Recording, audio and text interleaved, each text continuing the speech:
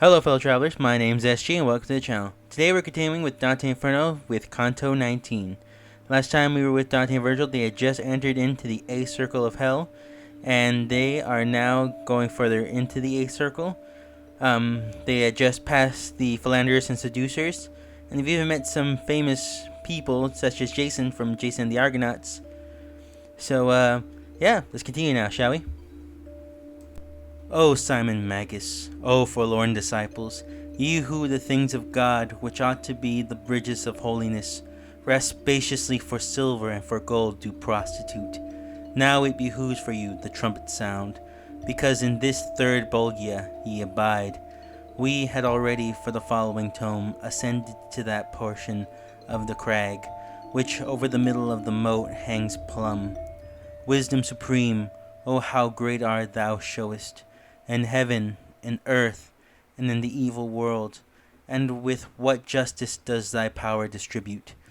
I saw upon the sides and on the bottom the livid stone that proportions filled, all of one size, and every one was round. To me less ample seemed they not, nor greater than those that in my beautiful St. John are fashioned for the place of the baptizers, and one of which not many years ago I broke for someone who was drowning in it. But this a seal all men do undeceive. One of the mouth of each one there protruded, the feet of a transgressor, and the legs up to the calf, the rest within remained. In all of them the souls were both on fire, wherefore the joints so violently quivered, they would have snapped asunder with his and bands, even as the flames of unctuous things is wont, to move upon the outer surface only, so likewise was it from heel to point. Master, who is that one who writhes himself more than his other comrades quivering? I said, and whom a redder flame is sucking? And he to me, if thou wilt have me bear thee down there along the bank where lowest lies, for him thou wilt know his errors and himself. And I, what pleases thee to me is pleasing thou art, my lord, and knowest that I desperate from the desire, and knowest what is not spoken. Straightway upon the fourth dyke we arrived. We turned, and on the left-hand side descended, down to the bottom full of holes and narrow, and the good master yet from off his haunch disposed me not, till to the hole he brought me, of him who so lamented with his shanks. Whoever thou art, that standest upside down, O doleful soul, implanted like a stake, to say, began I, if thou canst, speak out. I stood even as the friar who is confessing, the false assassin, who when he is fixed, recalls him, so that death may be delayed.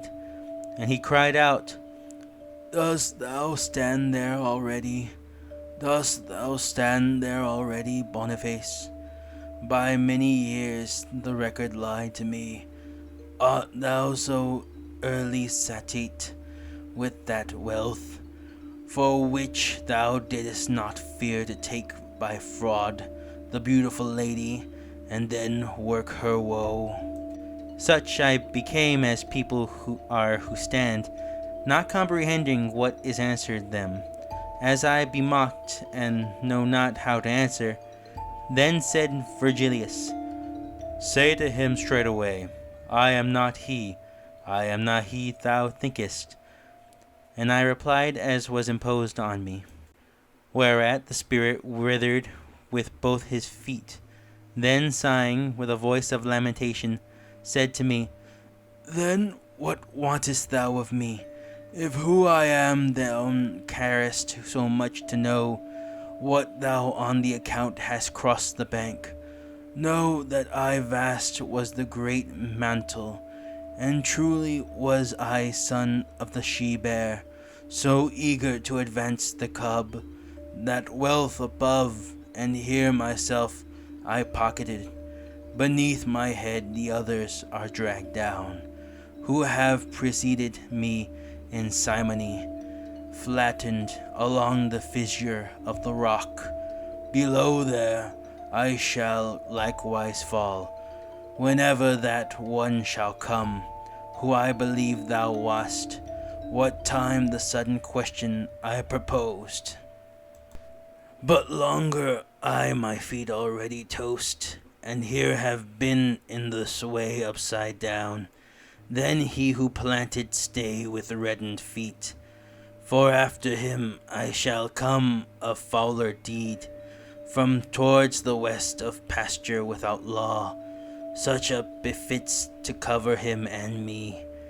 New Jason will be he, of whom we read in Maccabees, and as his king was pliant, so he who governs France shall be to this one.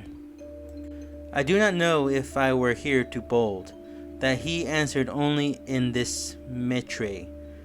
I pray thee tell me how great a treasure our Lord demanded of St. Peter first, before he put the keys in his keepings. Truly he nothing asked but follow me. Nor Peter nor the rest ask of Matthias silver or gold, when he by lot was chosen unto the place the guilty soul had lost. Therefore stay here, for thou art justly punished, and keep safeguard over the ill-gotten money which caused thee to be valiant against Charles, and wear it not that still forbids to me the reverence for the key superlative thou hadst in keeping in the gladsome life. I would use the words more grievously still, because your avarice afflicts the world, trampling the good and lifting the depraved. The evangelist you, pastor, had in mind, when he who stitches upon many waters to fornicate with kings by him was seen. The same who with the 7 heads was born, and power and strength from the 10 horns received, so long as virtue to her spouse was pleasing. Ye have made yourself a god of gold and silver, and from the idolater how differ ye, save that he one, and ye 100 worship.